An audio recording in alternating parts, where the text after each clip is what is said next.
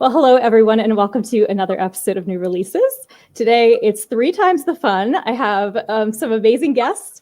I have Laura Auer, Daniel Emmet, and Mira Ormala. Hello, guys. Hey, Hi. Natasha. Thanks for How are having us you on all the doing? show today. Love speaking to you guys. Can you tell everyone, we'll go Laura, Daniel, Mira, for Okay. people that don't know where you guys are calling in from today? I'll go first. I'm calling from Los Angeles. Okay. And it's raining, sort of, which is It is. I'm calling in from Las Vegas, where it's also raining. I think we have the other end of the storm that you're getting right now, and that's also unusual, but I'm okay with it. It's nice to see it. And I'm calling in from London, where it's currently snowing. So it's a slightly different vibe, but obviously great in terms of Christmas coming up and everything. So. Yes, I don't know if you guys have felt it. This year I felt it a little hard to get into the Christmas mood because there hasn't been snow. Has anyone else been dealing with that? I think this year for me, absolutely, it's never hard to get into the Christmas spirit, but I felt like the season kind of snuck up on me a little bit this year. I was very fortunate to be out performing a lot, and all of a sudden, bang, it was Thanksgiving. How did that happen? I don't know, but here we are, and now it's almost Christmas. So the season is well and truly upon us. It's true. So what I might do, I'll link below in the comments afterwards. Laura, we've had a nice chat about your career. Daniel, same with you. Mira, this is our first time being able to chat with you. So I wonder if you wouldn't mind sharing for our guests a little bit about what your sound is like and maybe some of the highlights that you've done so far in your career. Oh, well, thank you firstly so much for having me. It's absolutely lovely to be chatting to you all and meeting everyone and meeting you, Natasha. I'm basically classically trained. I'm from Finland originally, so I trained at the Sibelius Academy there and then moved to London where I live now, trained at the Royal Academy of Music there.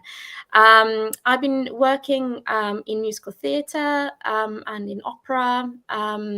So I've been doing a lot of the classical end of musical theatre. So I've done Phantom actually twice. I did Love Never Dies in the West End when it opened, and then I also played Christine in the Norwegian premiere of Phantom of the Opera, which opened in Norway. A big deal. Which awesome. Was a big deal in Oslo in 2018.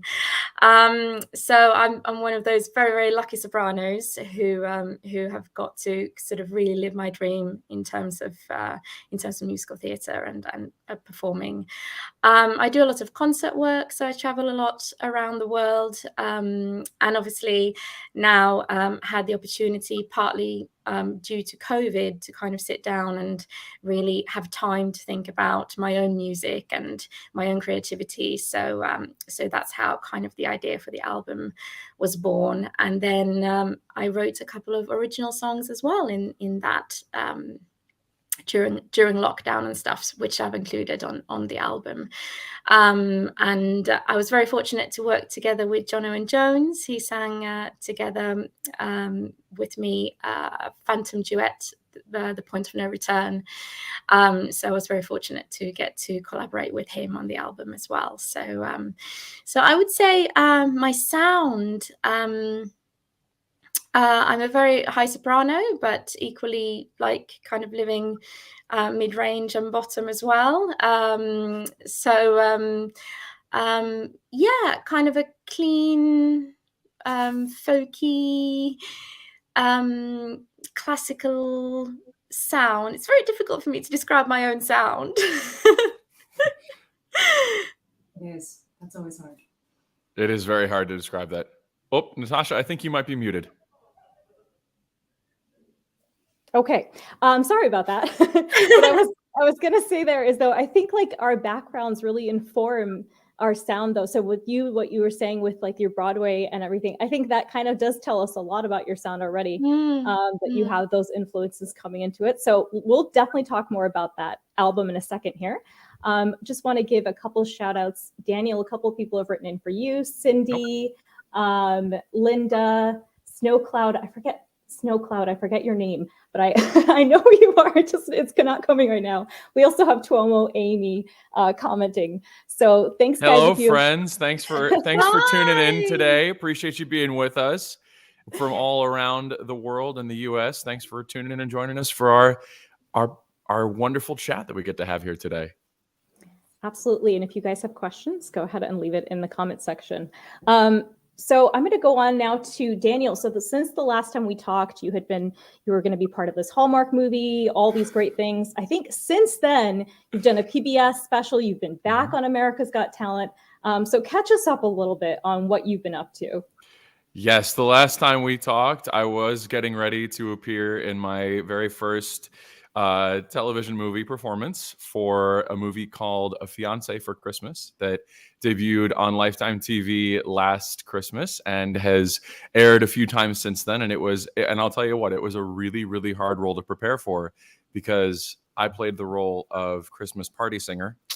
So it took a lot of training and a lot of effort. No, it was a wonderful, wonderful experience. And I'm so happy that actually that segues us into the album that I am releasing this Friday.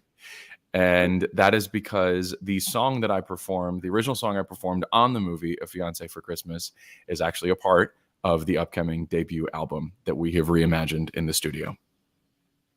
In addition to that, as you mentioned, I was fortunate enough to get to return to my home, America's Got Talent. For anyone who's tuning in, I was lucky enough to be a finalist on that show back in 2018.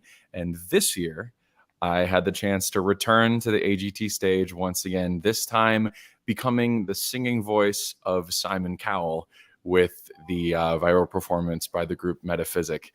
And it was so much fun to get to return and to get to play a prank like that on our good friend Simon. That's amazing. Did you feel any, because I mean, given your history, so back in the day, he gave you the challenge, like you had to learn a new song in like an hour. And now you are his voice. Did you feel like any kind of like pressure being like, I'm Simon Cowell's voice? You know, there was a moment right before we started that performance where we thought to ourselves, what if he doesn't like this? This could go really bad, really fast. Thankfully, he took it in the flattering light that we were trying to portray for him. And he said the words that he had finally found the perfect contestant, someone with an amazing voice who looked fantastic. So we'll take it. We'll take it every day of the week. And yes, as you mentioned, I also debuted my very first PBS special with my good friend Pia Toscano. It was called Daniel, Emmet and Pia Toscano, Simply the Best. We filmed it with a 23-piece live ensemble here in Las Vegas at the Westgate International Theater, which was the home of Elvis Presley for his 837 consecutive sold-out shows for his historic Vegas run. And that started to air across the U.S. on PBS over the Thanksgiving weekend. And so far, we've aired over 300 times and counting. And I'm just so thrilled that the work we did could be shared with all the PBS viewers. Yeah, PBS is one of those special things. I think we all remember different specials that have like, they stick in your mind, right? Mm-hmm. So that's so awesome. And Laura, I think we just spoke to you when spring had come out. Now you're up to autumn. And you had, you went to the Billboard charts, you've got Grammy buzz. So catch us up here. Yeah, no Grammy buzz, but thank you. Amazing. Really? I thought it was. I was so excited. You know what? We have next year. So next year, absolutely. Yes. So since I last talked to you, Natasha, I committed and still stayed with the timeline of the 4-season drop somehow. Yes. Yes, that's 4 albums in a year. Wow. Yeah. So we're finishing touches on the last one, and that'll drop right after the new year. So then I'm like, oh my gosh, I don't remember what life was like before this project. I'm just kidding. You guys understand that, like, when you're doing records, you're planning 6 months in ahead. So, we're recording one while mixing the one before and shooting music videos for Two Behind and promoting that one. And it was crazy. Yeah. So that was a wild ride. And one of the songs, So This Is Love, was on Spring. And so that one kind of got a lot of promotion, and it was, I guess, kind of going out in the ethers in Asia. And so because wow. my collaborative partner on that song, his name is Lakey Ueda. He's really, really amazing. And it was his arrangement that we recorded, and he's got a big YouTube channel. And so the right people saw it, and someone asked me to come to Taiwan and sing that song specifically, and several others for a Disney Fantasy Symphony Live that I've been touring in Taiwan for the last couple of months. I originally got there in September, and I just got back a few days ago. So I'm still wow. yeah, what day is it? What time is it? You know, we were 16 hours ahead of my folks back home, and then 13 hours ahead of Los Angeles. So I was working, and I also have a lot of people that I'm working with around the world for the Seasons project. So like one of my main creators is also in London, like Mira. So I was like, my world clock in the last couple of months, you know, my iPhone was just going crazy. Like I was like, what time is it possible to contact people right now? I had to, like, you know, schedule blocks of my day, like when I can contact people about, you know, things. We were mixing and recording from my hotel rooms, and it was really fun. Wow.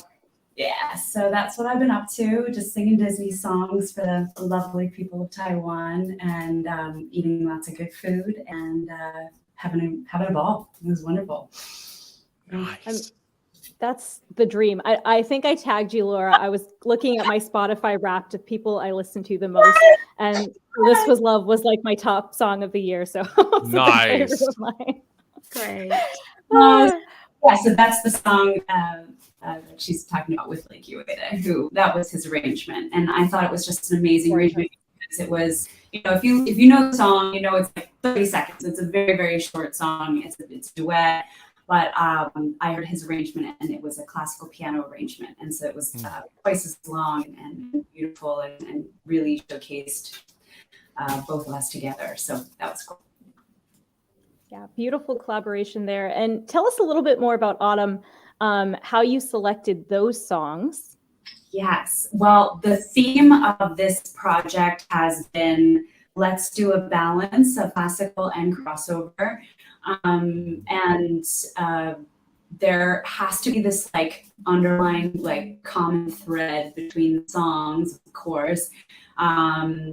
This, you know, to me, Autumn is Masquerade Balls and Phantom of the Opera and the Renaissance Fair, and yeah, you know, all the like golden bronze leaves falling, and I want to go to your Autumn. That sounds awesome. My inspiration for this group of songs, and I was like, I need sweeping orchestral strings and some spookiness, some haunting melodies. And so for this particular one, I wanted to have like melancholy thematic undertones. So we obviously put a traviata on the end, you know, of course. It had to end with like, you know, all is done, right? Because that's kind of how I feel right now. You know, everything's kind of wrapping up and preparing for hibernation. And yeah, so that's kind of how I chose the mix that you're hearing. Yeah. And Carrick Fergus has been one of the fan favorites that has come out of that one.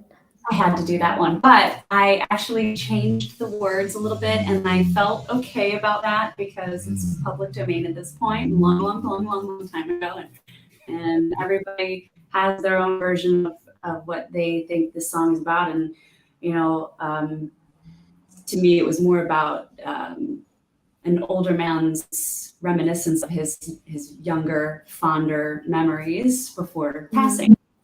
So, and he can't get there.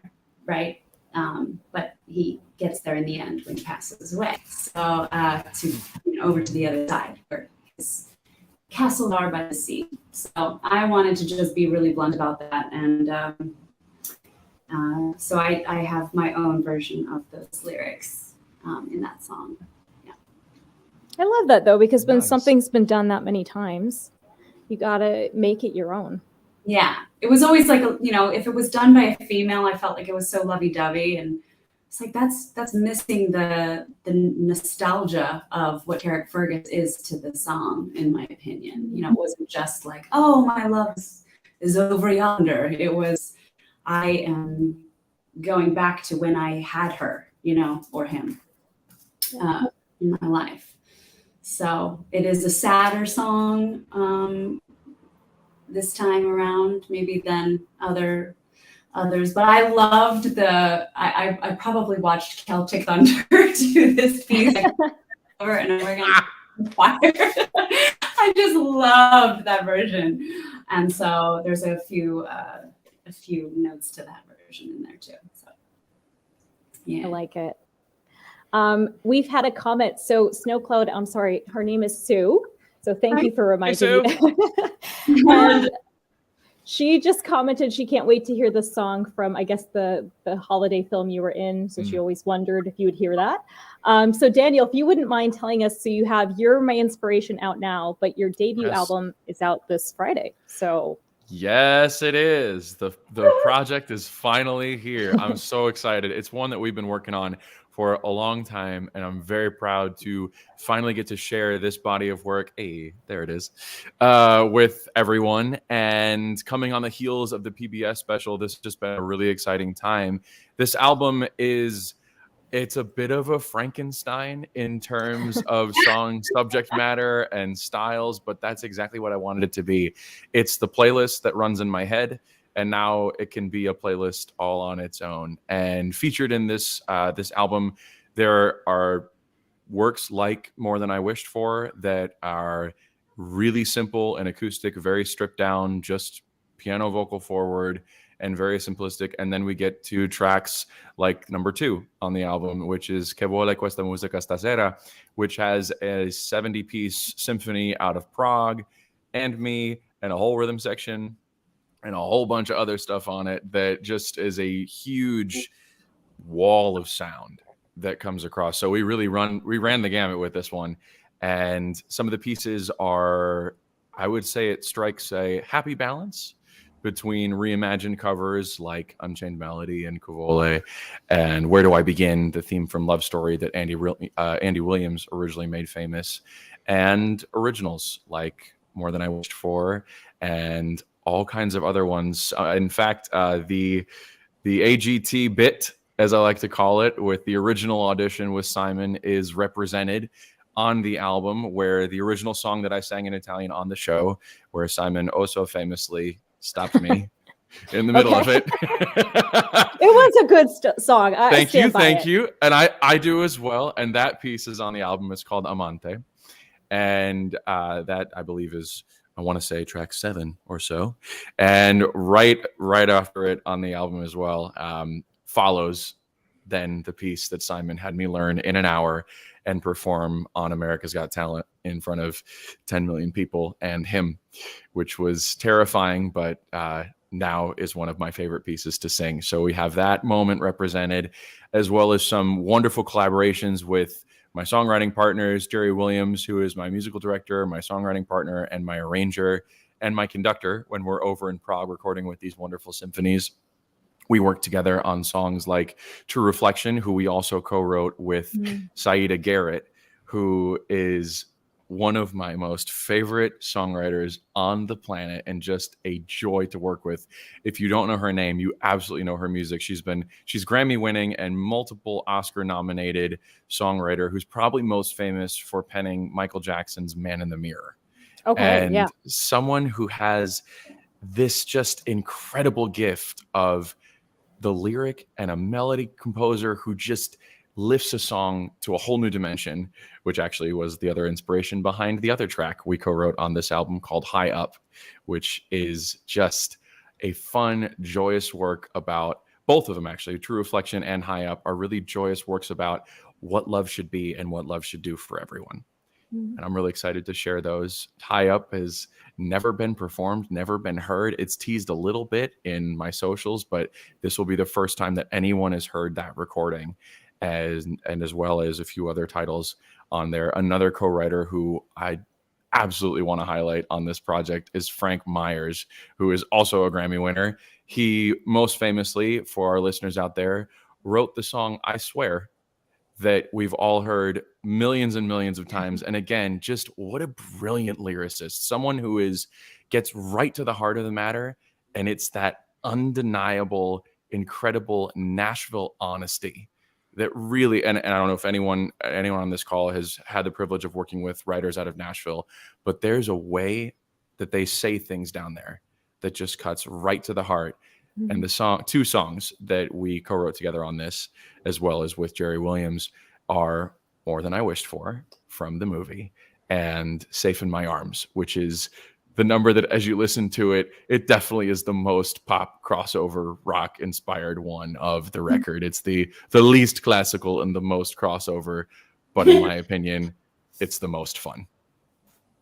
Well, sometimes it's those little moments, right, that you're just like, this is me really getting out, and then it's just a ball. Absolutely. So everyone, you can start pre-ordering that now. And again, it comes out Friday.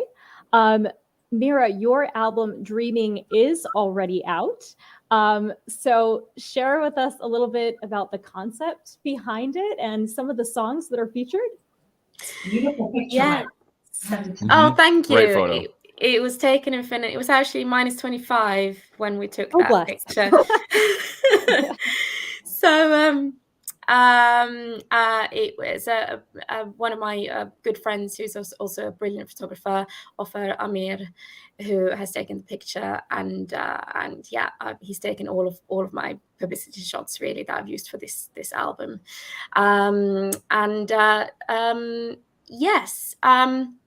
I did an EP back in 2018, which I collaborated already with Urban Jam Music, Joe and Nikki Davison on that one. And when lockdown happened and COVID happened, I basically had the time to kind of really start thinking about more developing myself as an artist, as a solo artist, and obviously writing some original music as well. So Joe and Nikki Davison did a lot of the arrangements that you hear on the album. And the two original tracks are Once Back in Time, which Natasha, I believe you picked for your playlist, and also Dream With Me. So the title of the song is kind of related to that one. And then there's a selection of there's some musical theatre pieces like The Point of No Return that I did together with John Owen Jones, which are kind of reimagined into very kind of new arrangements. And then also I wanted to try to find sort of new material for classical crossover versions of pop songs such as See a Chandelier and Wicked Game by Chris Isaak. Likewise, I've got everything from we had some beautiful live string players on the album, so some of the tracks are really scaled back just with piano and cello, and others are more kind of full-on rock crossover pieces like Dream With Me. And it's interesting actually that the two original pieces are kind of the two extremes of the album. So Dream With Me is a heavy kind of almost like 80s rock arrangement, whereas Once Back in Time is just scaled back with piano and cello. And then I have a couple of Finnish and Swedish songs on the album as well. I wanted to kind of make it more personal by kind of represent some of my heritage also on the album. So a very, very famous song, Finlandia, which is almost like a national anthem of Finland, which I've combined with the psalm, Be Still My Soul. And I actually do it in three different languages. So all of my sort of mother tongues, Finnish, Swedish, and English. And there's another classical Swedish song as well on top of that one. So and then obviously very classical crossover pieces like Parla più piano and stuff like that. So it is a real mixture of things that kind of represent partly sort of my career with the musical theatre, and also kind of my interests within music, and the arrangements are really stunning that Nikki and Joe made, or I was obviously doing it together with them, but really stunning new arrangements of some well-known songs and obviously some new songs as well. Well, it's a beautiful album. I wonder if you tell me, actually, Mira, I know that classical crossover is obviously, I think, the biggest in the UK. The US is kind of getting it a little bit now. But what is it like in Finland? Do you feel like people are starting to recognize it, or? I think it's very new in Finland. Obviously, we have artists like Laura Auer, who is a brilliant artist, and she's made a name for herself both in the UK as well as in Finland. But I would say, I don't know if she would call herself a classical crossover artist. Maybe she would call herself more of a pop artist. I'm not sure. Back in the day she was. I'm not sure about now, but yeah. Yes, exactly. We actually trained together at the Sibelius Academy. Oh, so cool. Yes. That's awesome. It's a very small world. So she's obviously one, and then obviously we have bands formerly Nightwish that had Tarja Turunen still as the lead singer. So that was obviously kind of a very kind of traditional classical crossover in the sense where they were part of kind of creating the genre. I feel very much. Obviously, they've changed their style a little bit now as well. So yeah, I would say up and coming. I've had some interest from press in Finland, and done some interviews there as well. And I've got a second launch concert in Finland in 2 days, so in Helsinki. Nice. So I'm very much looking forward to that, and bringing the album to the Finnish audience as well. I did my first album launch concert in London just a couple of weeks ago, so that was just a couple of days after the album was released at the Other Palace in the West End. Wow. That sounds awesome. Yeah. It was great. It was a fantastic experience to kind of, and Joe and Nikki were able to be there. Joe was playing the piano for me, and we did some of the songs just with piano and some with track, so that we got kind of some of the original arrangements from the album performed live as well. So it was a great experience. Well, I love that you're getting out and being able to do it live. We were all talking about Daniel has been nonstop. Laura, you just mentioned that you're on multiple time zones. So yes. Yeah. Can I ask you guys? Oh, sorry. Go ahead. I was going to say, what a beautiful gift it is to sing live again. Mm-hmm. Yes. Yep. Do not take those opportunities for granted anymore, do we? No, we don't. No. Yeah, for sure. I have a question for you guys. So I think we each come from different backgrounds. Would you have a little nugget of wisdom to share with people that you've learned either through recording this particular album, or just something that comes to mind as like a music industry tip for people? So why don't we do Laura, Daniel, and then Mira, because that's who you're appearing on my screen right now. Well, I don't want to go first. Neither do we. You drew the short straw. Oh man, no, I'm okay. All right, so I have had a very, very winding road, as probably we all have. So I would say my advice is to just like allow yourself to evolve, allow yourself to change, allow yourself to like listen to what your voice wants to sing, and it might not always be to the standard of what, like 10 years ago to today, you're a very different artist than you were, and I struggle with like trying to keep this like consistency cookie cutter like box, like, no, I need the same branding, I need this, and my voice was just evolving all the time. And so if anybody knows me before the pandemic, I was a different name. I wrote songs my whole career. I was not a classical singer. So I started, oh no, I'm on Do Not Disturb, people. I don't know. It happens. You're all good. I am on, and it still didn't work. Okay, so I don't know what's going on.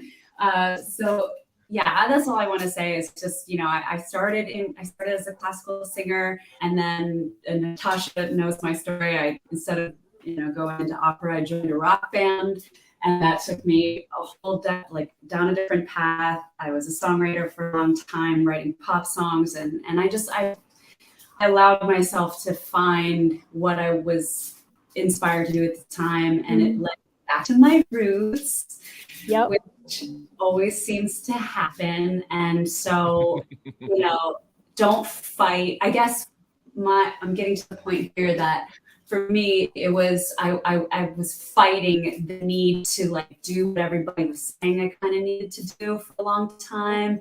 Oh, you need to sound more pop. You need to do this, do that. And it was popular, and what's, like, because here in the, I was in a lot of songwriting circles that were writing for like very up and coming, like hot artists, which is wonderful. It was an amazing experience. But I was writing songs that I didn't want to sing necessarily myself, and that's fine. But as soon as I started to kind of like just allow myself to sound like me, and to listen to my heart and my voice, it brought me back to my roots, and I'm so happy, and everything's going really well. So that's what I would say. Just listen to yourself. I love that, Laura. Yeah. Absolutely. Well, building on that concept, as Laura mentioned, I would say that the most important thing to remember, especially with the kind of music that all of us on this call do, is that there are no rules.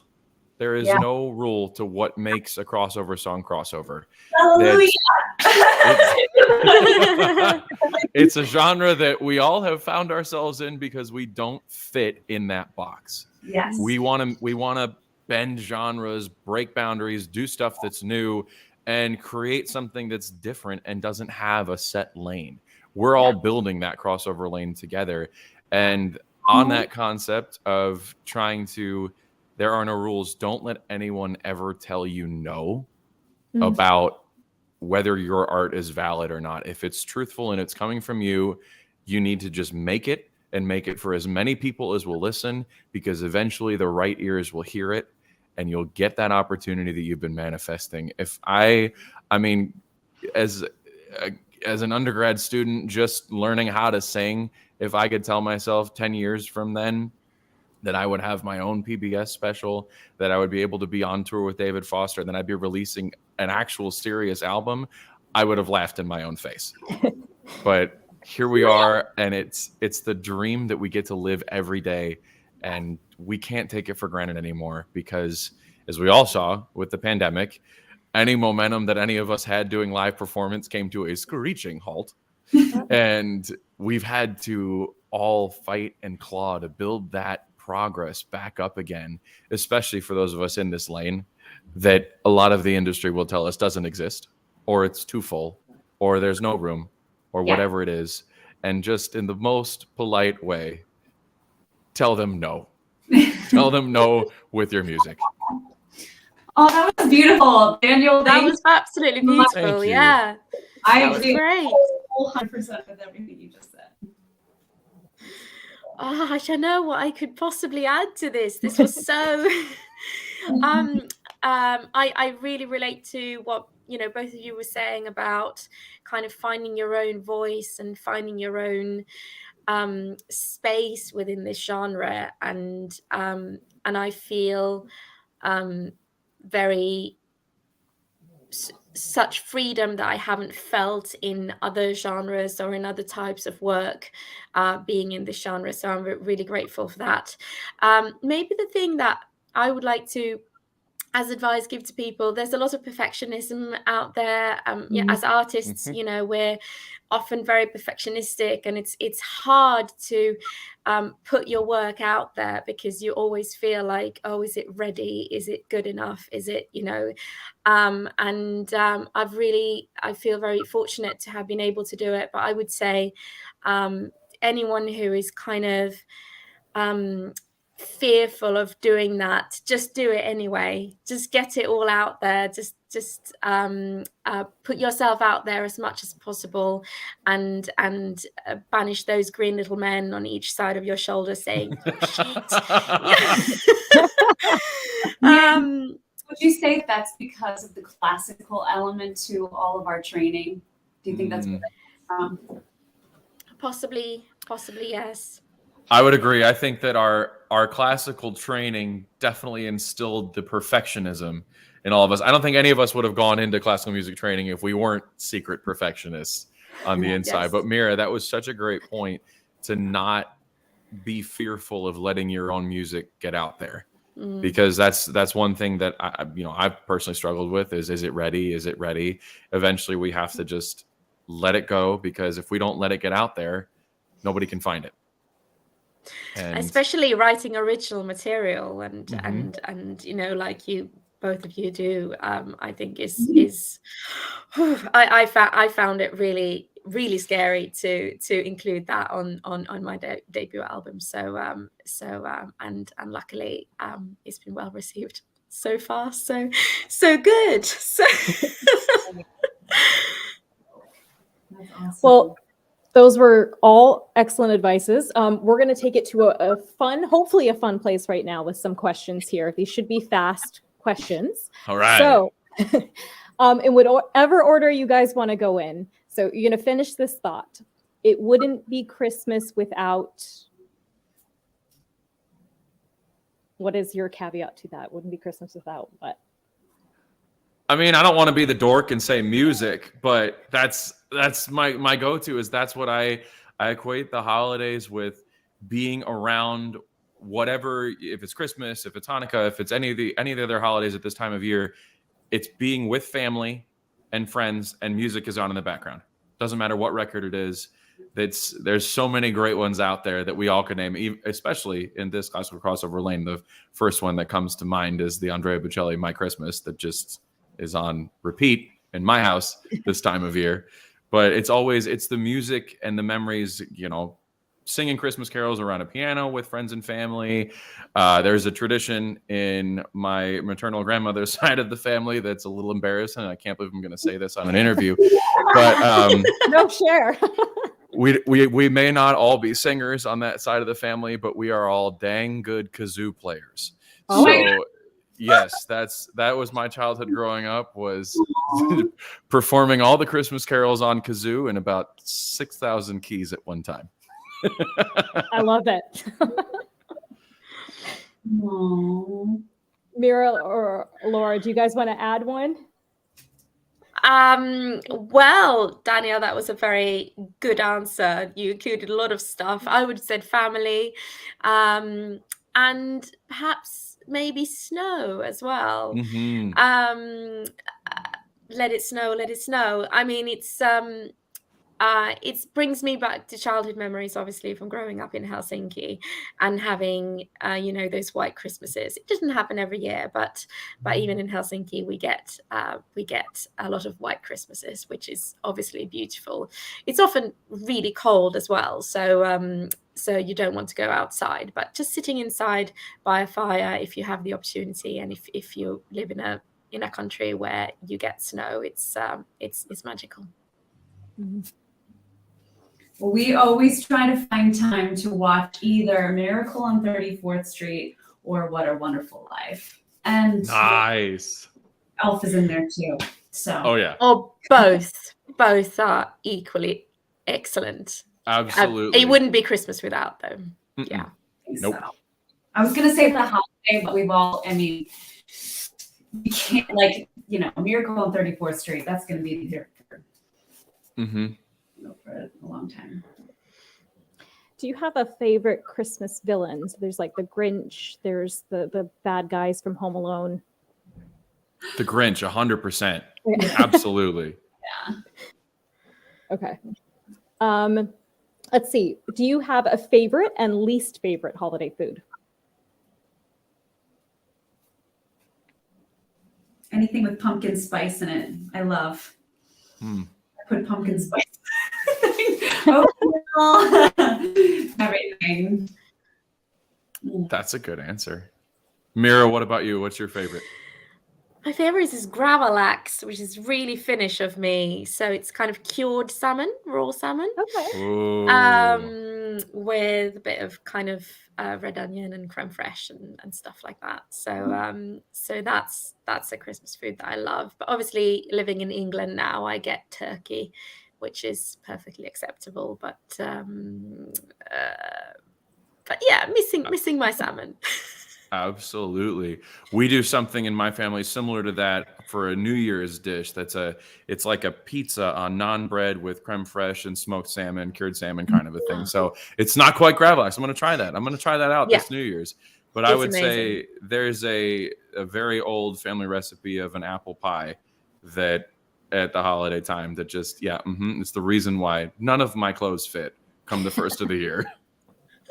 Yes, apple. Over for you said, don't say sprouts. I love Brussels sprouts, if that's what you're referring to. Oh, all right. Well, classical X over for you. I'm with you on that one. I'm not a Sprouts fan. Laura, I'll have to try yours. I'll have to try Laura's, and maybe it'll convert me to the Sprouts team. I think that's the do you guys have, or did you have, a favorite ornament for the tree? I actually have a fun story about this, really quickly. Does anyone know about the pickle? Yes, I do. I'm so glad you brought it up. Okay, wait. Where did you go? Upstate New York. Okay, so I recently asked someone from Germany if this is like a real thing, and they're like, "No, we never." So apparently, like on the East Coast, I don't know where this started, but okay, so you have one. You actually have a glass pickle ornament, Daniel? Yes, okay. I do. Yes, I do. I haven't set up my tree yet, but I'm looking at the tree in the corner and going, I need to do that this year. Okay. So for anyone who doesn't know about this, apparently it's a German tradition, which turns out not really German, or maybe I don't know where it comes from, but if you're supposed to hang a little glass pickle on the tree, and the children, look for the glass pickle, and whoever finds it first gets the first present. Is that your tradition too? Okay. So and listen, as the one who found it first a lot of times, it's a great tradition. It's a great tradition, but where does it come from? I have no idea. I have not a clue. I was told it was German. I mean, part of my family is German, but no one's claimed that it came from that heritage. It's just always been a thing that we do. Same thing. It's just one of those traditions that had no start and has no end. Mira, had you ever heard of that before? No. I can't say that I have. No. It's like. Yeah, that's one of those things where, like, maybe from, like, 'cause I'm from Philadelphia, so, like, Philly, New York, we want to be more European, and we just made it up somehow. I don't know. I think that's what it was. We tried to, our ancestors just tried to make it seem classy, that it was a tradition from the old world. No, they're just hanging a pickle on the tree. Well, Sue just said her family does that as well, so I guess. There we go. Vindication. I like it. We're not alone. Laura, we're not alone. We're not weirdos. That's great. So the last question is, what is the coolest gift you've either given or been given?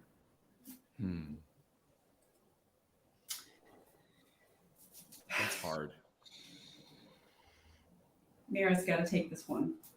You got to start us off, Mira. I'm just trying to get through loads of presents in my head.